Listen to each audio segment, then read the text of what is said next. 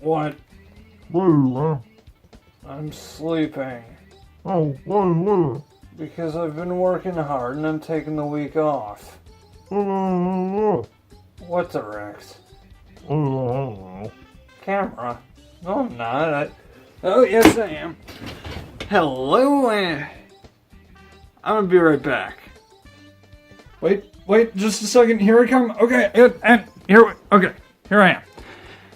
Hello, and welcome to the Beardicus Show. My name is Beardicus, and today I will be talking about the recent Nintendo Direct. The Direct talked about a lot of games, but in order to fit them all in the 45-minute presentation, most games were just mentioned in passing in what they called a headline. There were 4 games, however, that got focused on for what they called spotlights, and I'm going to start with those. The first one I'm going to talk about is the one that was advertised on the announcement image for this Direct, Super Mario Odyssey. This was the big game, the one everyone's excited for, and Nintendo knew that, so they waited until the end of the show to show it off, which I didn't like. Largely because it kind of made me miss the rest of the presentation. I mean, I was watching it, but I wasn't really paying attention. I kept getting distracted by trying to figure out what they were possibly going to show about Super Mario Odyssey, or admittedly what I wanted them to show. But that's a personal problem. As for the Mario Odyssey spotlight itself, I was initially disappointed. I didn't want to see much, just something. Well, specifically I wanted a Luigi announcement, but I didn't expect it. But we didn't really get much of anything. I mean, we learned that Peach's tiara is alive, much like Cappy, but we actually learned that a couple of weeks ago via the official website. We did, however, learn that the tiara's name is Tiara. Yes, really. Otherwise, they showed off 2 new worlds, which I really don't think they should have done. Because at this point, seeing new worlds isn't going to make anybody want the game any more than they already do. Like, nobody went into this trailer saying, "Bah, I don't want Super Mario Odyssey." What? There's a snow level? I'm sold. So really all they did do was ensure that there will be 2 less worlds we can experience for the first time when we're actually playing the game. After that, they also confirmed that the Power Moons open new worlds, which... duh. Then they showed off not 1, not 2, but 3 different methods by which the game will give you hints to help you find Power Moons, one of which is to use Amiibo in what might be one of the worst uses of Amiibo Nintendo has ever done. They also spoiled the locations of a few Power Moons, but whatever. Then they revealed that there's a Super Smash Bros. Pause feature where you can freeze and rotate the world to take a snapshot, which admittedly is cool, but I don't think that feature is going to be selling any games. But everything else in the trailer was fairly disappointing to me. I mean, I was still excited for the game, don't get me wrong, I just wasn't any more excited than I was before seeing the trailer. At least until I rewatched it, when I noticed something kind of interesting. Here, why don't you show us that clip of the map screen again, huh? Because I told you to, that's why. So tell me, does anybody notice something a little weird about this image? Maybe something that's a little too in frame to not be important? We're totally going to the moon, aren't we? Oh, see, now I am more excited for this game. See, Nintendo, sometimes it's better to be subtle than... not subtle. Sometimes it's better to tease a level without actually showing it to us. And you know what? The same could be said for the capture mechanic. Maybe it would have been better to not actually show us the T-Rex being possessed. Maybe just have it in the background of the trailer after we've learned about the possession so that we're left to wonder, can I control that? That'd be awesome! Unless you've got something bigger than a T-Rex, but I mean, what, like an airship? Also, I'm going to take this opportunity to make an official prediction that I think the final boss is going to be fought by possessing an airship. You heard it here Maybe first? Probably not. I'm sure somebody else has thought of it. But I guarantee that it's gonna happen. So with that out of the way, I'm gonna switch gears and go back to the beginning of the show for the first game they showed off. Or rather, games. Pokemon Ultra Sun and Ultra Moon were the first games to get a spotlight in this direct. They showed off a few things in the game, new story elements, new Pokemon, a few new areas that weren't in the original non-Ultra games, like a beach and... Wait, how could a beach not have been in the original games? They also mentioned a few bonuses you can get if you buy the game when it first comes out, like a special Rock Ruff. But beyond that, if you buy Pokemon Gold or Silver on the Virtual Console, you'll get a free Celebi. A Cela freebie, if you will. I don't really know what to say about this. I mean, it's Pokemon. It just looks like Pokemon to me. I'm not a Pokemon fan, so I don't really care to see Pokemon in Pokemon trailers. But if you are a fan of Pokemon, then I'm sure you love to see Pokemon trailers and all of the new Pokemon and all that. But I don't. Also, Pokemon doesn't sound like a word anymore. Oh my god, it's not a word. Oh my god.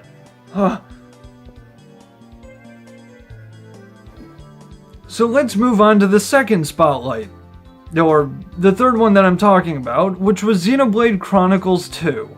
In this trailer, we learned some parts of the story. It involves Titans, the World Tree, and Elysium. Namely, everybody wants to get from the Titans to Elysium, which is at the top of the World Tree. This trailer introduces us to all these different factions that are probably going to play into the story, but I'm not sure how or why. Are they friendly? Are they unfriendly? Are they just there? How do they relate to us? Because from what I gathered in this trailer, we aren't a part of any of these factions.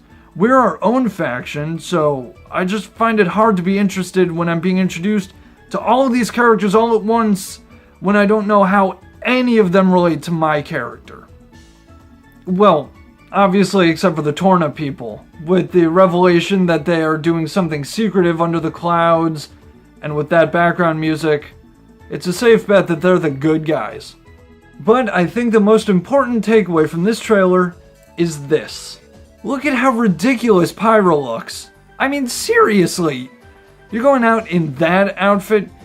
Go back to your room and put on some pants, young lady. Also, what's with her proportions? Like, are they parodying fan service? Because I get it if they are, but nothing else about this trailer really seems like it's a parody. I mean, I know in Xenoblade Chronicles you could equip like bikinis and stuff, which is pretty ridiculous, but that's all just optional stuff. This is the character's default appearance. I just think it's hard to take a game seriously when one of the main characters looks like that. Look, I'm not saying you can't have fan service, okay? She's a fictional character, objectify her all you want, I don't care. All I'm saying is that if you want the game to be taken seriously, which maybe you don't, and then it's fine. But if you do, maybe don't get so carried away. Look, Monolith Soft, I'm going to ask you to do me a little favor. Look up the phrase diminishing returns. In fact, you know what? Don't bother. I'll do it for you. Roll the clip. What? The clip about diminishing returns. I'll do it myself. Look, eventually you hit a point of diminishing returns on the sexiness. Okay, so maybe dial it back a notch. Or 7. All of that aside, I actually didn't care much for this trailer. I don't really know why. I am interested in the game, I just wasn't interested in the trailer. And like I said with the factions, maybe it's because they gave us all this information without any context to tell us why it's important. But just, I didn't care.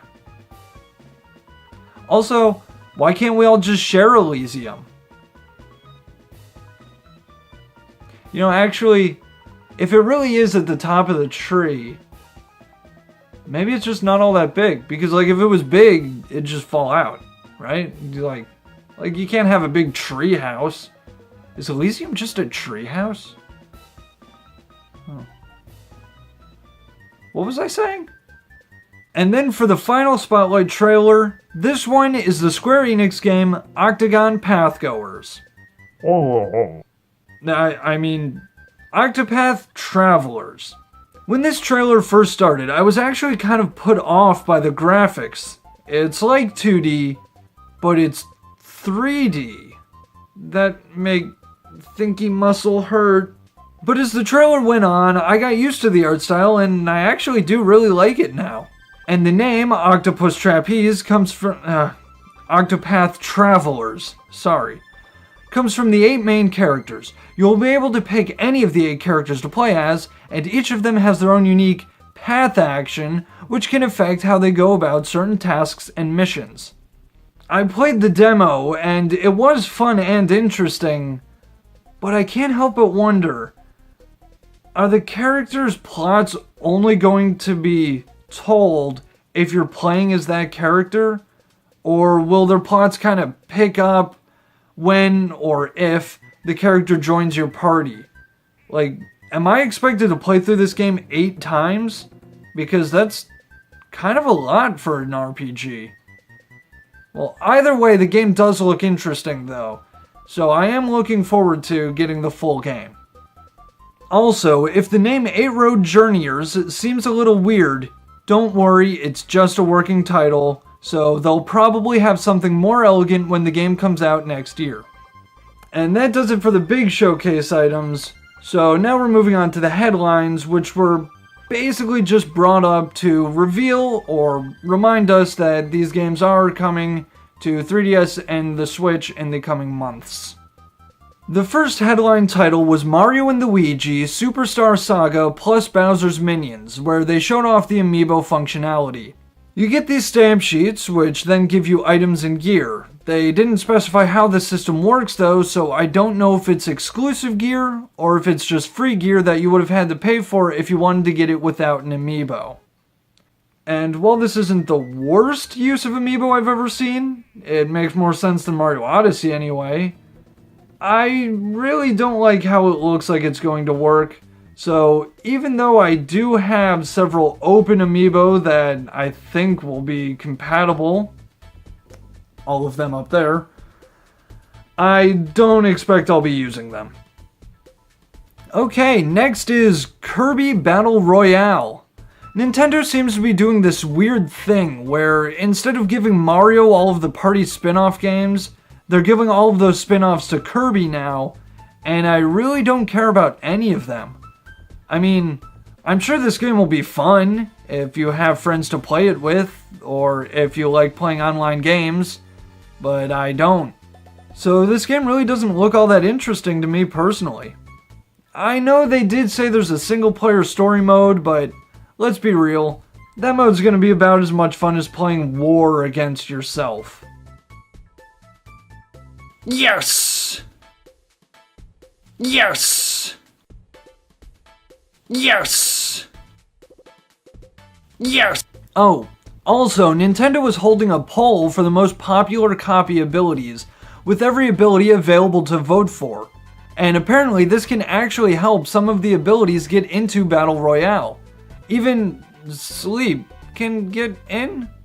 Though, after seeing all of these options, I have to say, it's gonna be hard for some of these abilities to win.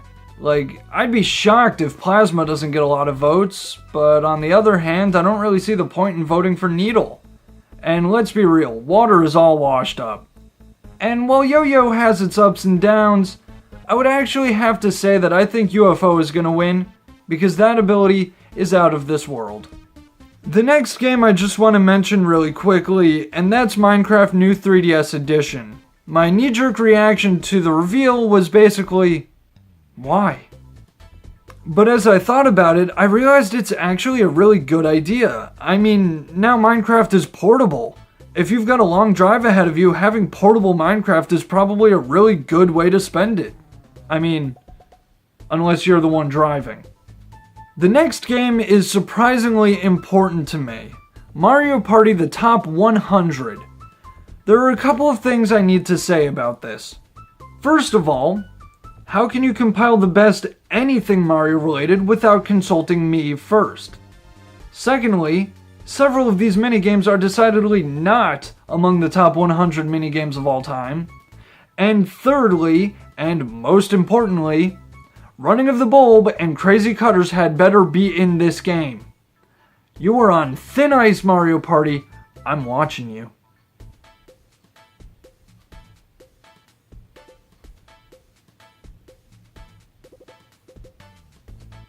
Then they showed off the new orange and white new 2DS XL, to which all I can say is, blech. I hate the color orange. It reminds me of oranges. And I hate oranges. Because they're the color orange. And I hate the color orange. Then there were some updates to Splatoon 2, including the Kelp Dome, which has been ported from Splatoon 1 with some tweaks. There's a new stage, Snapper Canal, and a new weapon, the Tent Umbrella, but I still only play Salmon Run when I play that game, so none of this means anything to me at all. The next game was... oh no. Well, we had to get here eventually. Fire Emblem Warriors, wherein they announced Lyn as a playable character. I guess I owe someone an apology. Look, before I do that, let's get some context. Roll the clip. Oh. What do you mean you don't have the clip? It's on YouTube. Just play it off of there or whatever. I'm not gonna copyright strike us. And then Lyn and Ike, because in the recent Fire Emblem Heroes poll, Lyn and Ike were voted the most popular female and male characters respectively. And I thought going into this that it would be really stupid to not include either of those characters, but now that I think about it, I actually think that it's not stupid. It's actually the plan. Now, really quickly, before I apologize, I just want to point out that in that clip, I said character Z, as in character with an S. As in plural, as in more than one. They announced Lyn, sure, but that's only one character, and one is less than more than one. So, I'll still give the apology, but maybe only half an apology is in order. So, Omega Force, Team Ninja, Intelligent Systems, Koei Tecmo, and Nintendo, I'm sorry that I thought you were going to save all of the popular characters for DLC. Also, as a side note, this does bring up the question, was that recent leak actually accurate? Because I wrote that off when I saw that Lyn was included, but now, I mean, she's confirmed, so that leak might have been right. I won't spoil it if, you don't want it spoiled, but there are still a few more characters to be revealed if that leak is correct. But nothing really all that shocking. The next game was Snipper Clips Plus. I never played the base Snipper Clips, though I was interested in it. Even so, I don't expect I'll be playing it or its expansion anytime soon because, well, no friends to play it with. The next game, which was also a multiplayer-focused game, is Morphe's Law, which, if I remember correctly, is anything that can go wrong will grow long. Anyway, this game looks interesting, but I didn't actually have anything to say about it. I just wanted to make that joke. Then they mentioned Skyrim for a bit, which we already knew about. I still think it's kind of weird though. I mean, this game is almost 6 years old. I'm just surprised people are still interested in buying the game on the Switch. But I guess this is similar to Minecraft, and having a portable version of Skyrim would be super convenient, so just take both of them on the long car trip. Now you've got a game on the 3DS and the Switch. Double the battery life. Then they talked a bit about an update for Flip Wars. There's a new mode, Class Matches, which, unless I'm missing something, is just a ranked mode. Then they announced a hot new map and some twisted new mechanics. Ugh. If these puns keep up, I'm gonna flip out. Next was Arcade Archive's Mario Brothers, which I guess is like the beginnings of the Virtual Console on the Switch. I've never been a big fan of the original Mario Brothers, but if this means we're finally going to start getting some classic titles on the Switch, I'm all for that.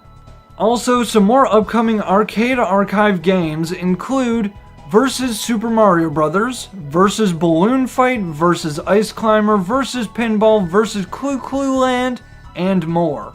The and more presumably referring to versus Metroid, versus Kid Icarus, and versus The Legend of Zelda.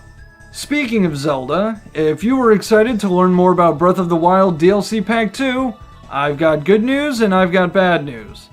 The good news is, there was no mention of it. The bad news is that the good news is actually bad news. Instead, they talked about the upcoming Champion Amiibo and what they do when scanned into the game. Much like other Amiibo, they can summon materials and weapons, as well as headgear based on the champion's respective divine beast. So, Mifa will give you the Varuda Divine Helm, Daruk the Varudanya Divine Helm, Ravioli the Great Fox Divine Helm, and Urbosa the Vanabarus Divine Helm. Next is the ARMS update, which includes a new map and a new character, Lollapop.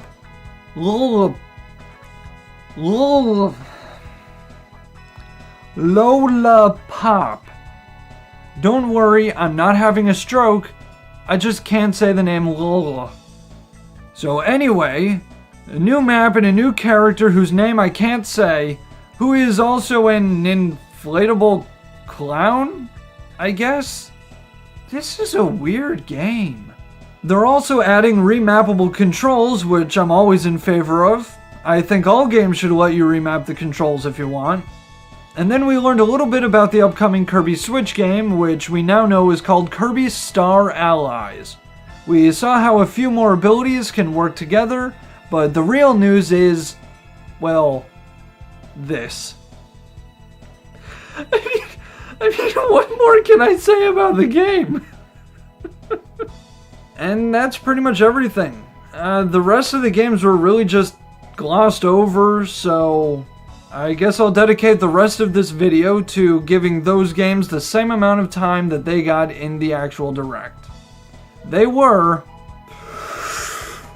Yokai Watch 2, Psychic Spectres, Layton's Mystery Journey, Catriel and the Millionaire's Conspiracy, Metroid, Return of Samus, The Alliance Alive, Shin Megami Tensei, Strange Journey Redux, Radiant Historia, Perfect Chronology, Etrian Odyssey 5, Beyond the Myth, Apollo Justice, Ace Attorney, Rocket League, Arena of Valor, Doom, Wolfenstein 2, The New Colossus, NBA, WWE, FIFA, Pokken, SteamWorld Dig 2, Dragon Quest Builders, Golf Story, Nine Parchments, Battle Chef Brigade, Tiny Metal, Super Meat Boy Forever, Lost Sphere, Sonic Forces, Resident Evil, Revelations 1 and 2, and LA Noire.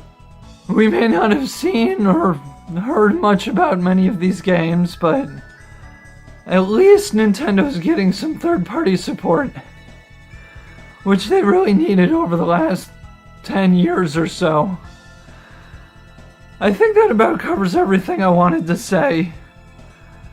Overall, it was a pretty good Direct. I mean, the biggest problem was that there were too many games, which is kind of like saying you got too much candy on Halloween, and your arms are tired from carrying it all. But hey, that's just an opinion. My name is Beardicus, and this is the Beardicus Show. Now, if you'll excuse me, I'm gonna go lie down for a bit.